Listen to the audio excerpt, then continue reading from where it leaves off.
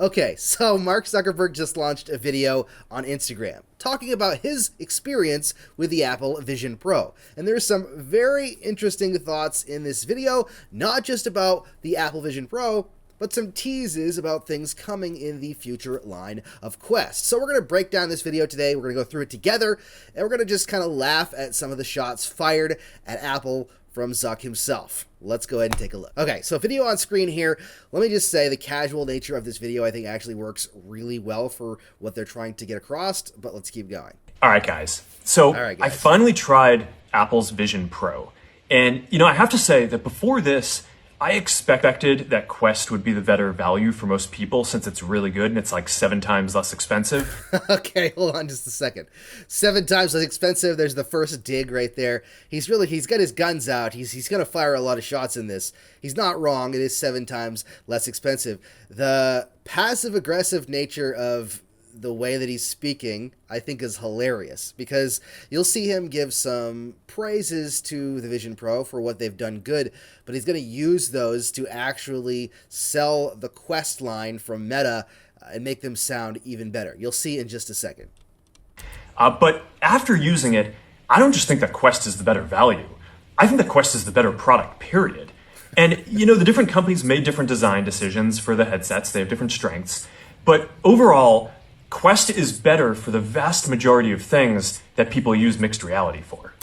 So you see here, he's very careful not to say it's the superior product in the sense of technology. It is better for the vast majority of things people will use mixed reality for.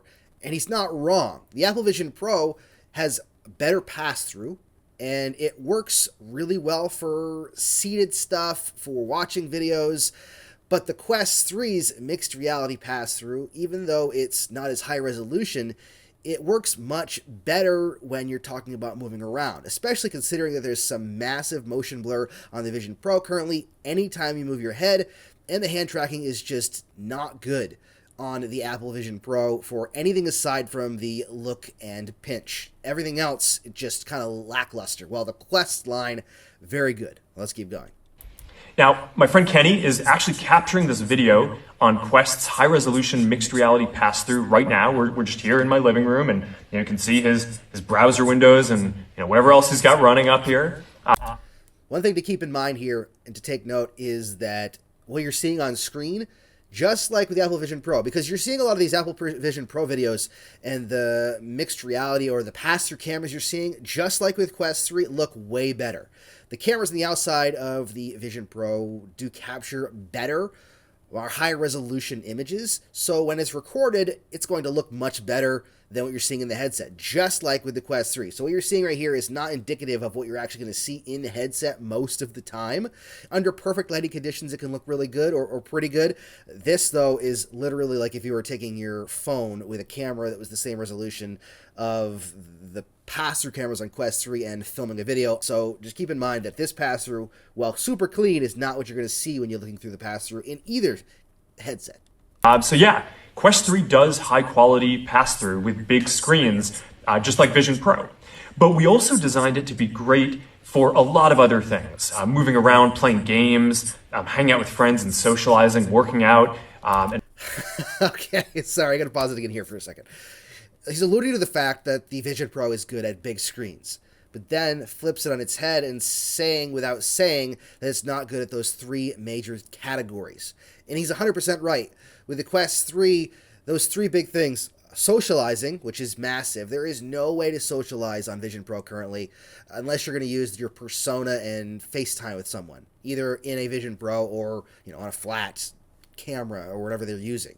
There's no way. So Rec Room is supposed to be coming at some point, but it's not here yet, and there is no information as to when. Other than that, there is no socialization. There's a couple of applications that you can use in like multiplayer, but there is no socialization application in the Vision Pro.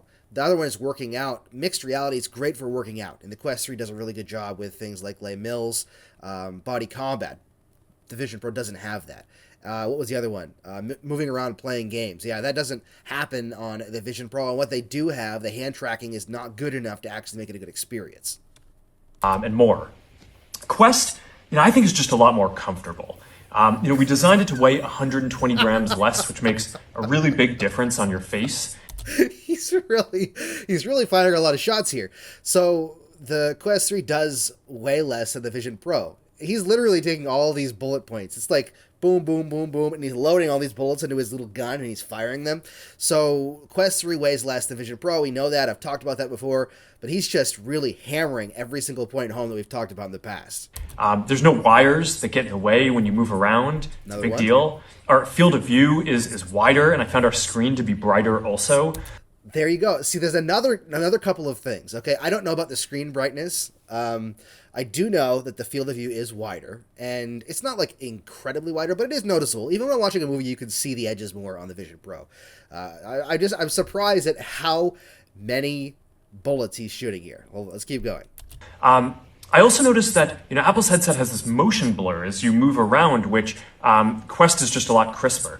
Now, Apple's screen does have a higher resolution, and that's really nice. Mm-hmm. But I was surprised by how many trade-offs they had to make to the quality of the device and the comfort and ergonomics and other aspects of the display and artifacts in order to get to that. Now, for he's admitting that Apple has a great screen, a high resolution screen, and I'll admit that it looks great. I love watching movies and doing some productivity stuff on it. But he's doing a very good job at making the Quest 3 seem better because it is better in some ways from the standpoint of gaming specifically, and a lot of these other the ergonomics and the weight.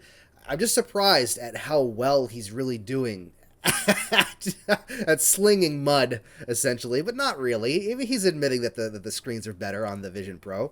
But let's keep listening. It gets better. Now, for input, Quest supports precision controllers that are great for games. Both headsets support hand tracking, but I found ours to be a little more accurate. Apple's eye tracking is really nice. We actually had those sensors back in Quest Pro. We took them out for Quest 3, and we're going to bring them back in the future. There you go, right there. Okay, so they had them in Quest Pro, took them out for Quest 3, but they're going to bring them back in the future. When I went to Connect, I actually was in a talk with Andrew Bosworth. And one of the questions that came up when we were talking to him was about the eye tracking and why it wasn't included in the Quest 3. The reality is that they didn't include it in the Quest 3, according to them, of course, due to power and weight and all these different things they're trying to get right for the Quest 3. Zuckerberg here is admitting the fact that they're planning on bringing them back. Now, we don't know when and in what product. It could be a Pro 2. My hope, though, is something with Quest 4 in a couple of years from now, or whenever they do decide to release a Quest 4, that we'll see eye tracking, which will be really good for foveated rendering, dynamic foveated rendering, which is when you can look around the screen, and the Vision Pro does this. And when you see videos of the Vision Pro, you'll notice that when you look around, where you're looking is clear and around it is kind of fuzzy, and you'll see that in the videos of the Vision Pro that are recorded. That's because it's rendering everything that you're seeing in that spot and using the eye tracking to do that. And the Quest Pro can do that, and it works really well to get more power out of a device because it doesn't have to render the entire screen to its full capacity. So that would be huge for Quest 4, but it's just fun to see things hinted at coming back that we kind of knew were coming eventually, but it's nice to hear it.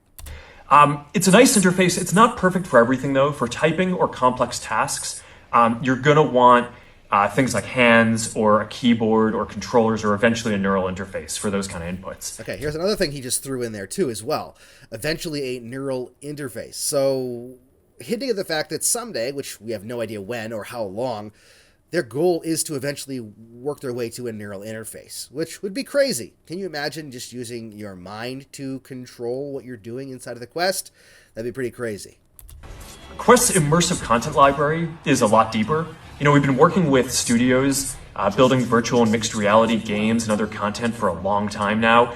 And if you want to watch YouTube or play Xbox on a big screen anywhere you go, that's only available on Quest for now. So YouTube you can watch in the browser on Vision Pro, but there's no native YouTube application. The Quest does have a native YouTube application. They are making one supposedly for the Vision Pro, but we don't know when it's coming, and the market probably isn't big enough for them to rush it. the market for the Quest is actually big enough for them to want to have an app, especially for watching 360 videos and 3D stuff, like 3D 360 stuff on YouTube, which is great. If you've never done that, download the YouTube app and you can go in and you watch some of the 360 stuff on YouTube. There's some really cool stuff, especially if it's in 8K. It looks really good. But that's another little dig there about YouTube. And Xbox, too, cloud gaming works really well on the Quest 3 now that it's released, and it's currently only on the Quest 3. So just a couple more little ammunition snuck in there. So, you know, when I look around, it seems like there are a lot of people who just assumed that Vision Pro would be higher quality because it's Apple and it costs $3,000 more. But, you know, honestly, I'm pretty surprised that Quest is so much better for the vast majority of things that people use these headsets for with that price differential. Sorry, pause there for a second. Okay, so this is the reason I made the video the other day talking about the Quest 3 and the Apple Vision Pro. So what Mark is saying here is not saying that the Vision Pro isn't an interesting device and there's high quality components. What he's saying is for the price of $3,500, the Quest 3, for the vast majority, and I'm talking most people, is going to do everything the Apple Vision Pro does for them. So what I mean is that 7 times the price more should give you 7 times the value more, in my opinion. Now, I use my Apple Vision Pro every single day because I will sit on the couch and I'll watch something. I want to get the value out of what I paid for it, right? So I paid $3,500 for it and I want to get that value out of it. So I'm trying to use it to get that value. But the vast majority of people aren't going to use a VR headset like the Vision Pro enough to get that value of 7 times more than the Quest 3. And that's why I made the video specifically the other day, is to talk about the fact that the vast majority of people, most of you watching, are probably going to be happy with what the Quest 3 does and not need that $3,500 instead of $500. But let's keep going. Now, look, I know that, you know, some fanboys get upset whenever anyone dares to question if Apple's going to be the leader in a new category. But the reality is that every generation of computing has an open and a closed model. And yeah, in mobile, Apple's closed model won. But it's not always that way. If you go back to the PC era, Microsoft's open model was the winner. And in this next generation, Meta is going to be the open model. And I really want to make sure that the open model wins out again. Okay, so I've seen some questions about open model, okay?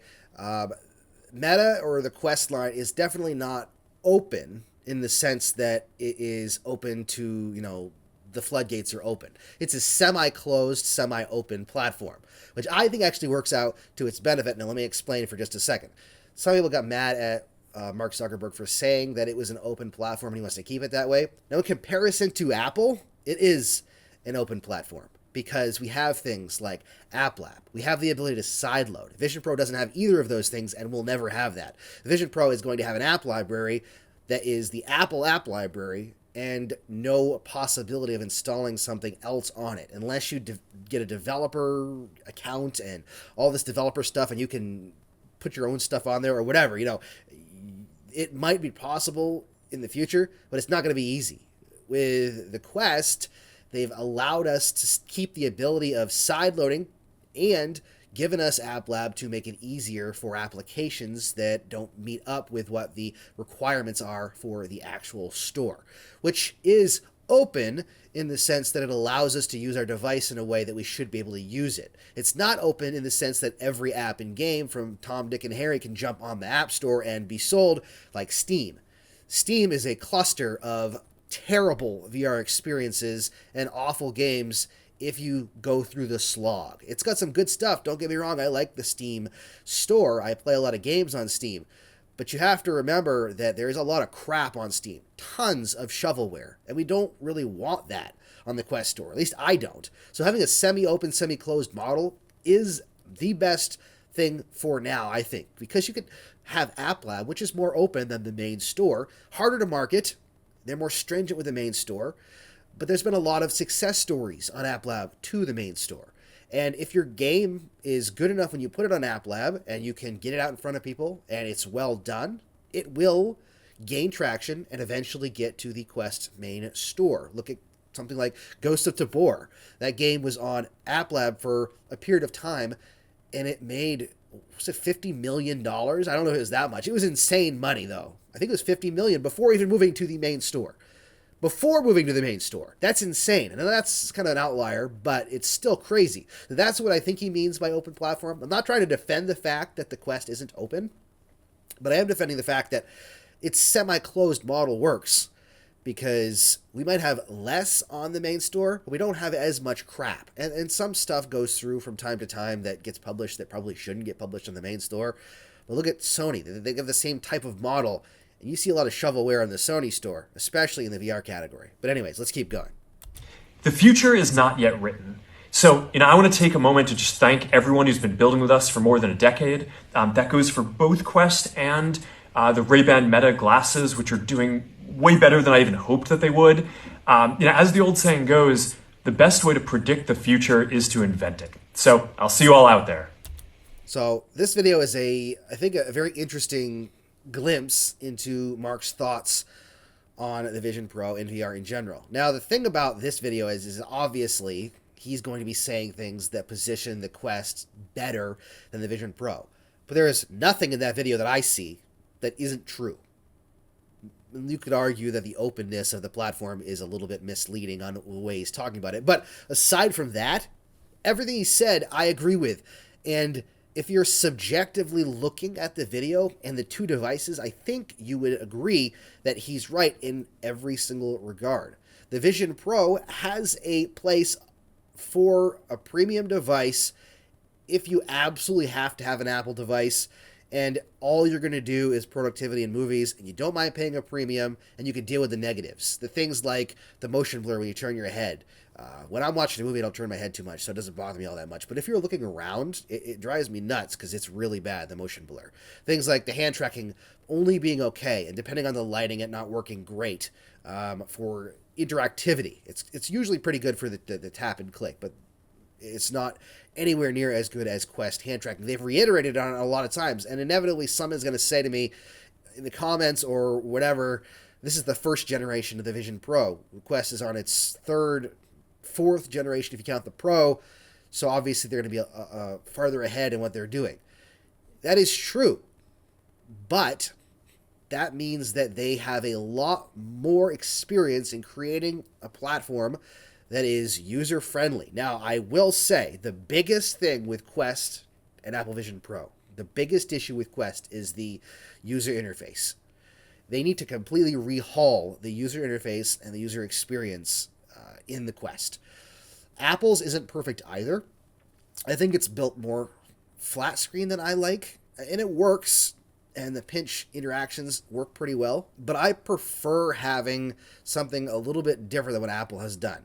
But if Meta could adjust the Quest interface to be more seamless, more simple, more streamlined, more in line, kind of closer to what Apple has done with the Vision Pro, I think that the device would be even better. What it needs to be is user-friendly, and it's not super user-friendly right now. With the Vision Pro, if someone had never used a VR headset before, if they put it on, they could probably figure out how to use it because it's so simple. There's not a lot there. It's just seamless, a menu, applications. It's pretty easy to use.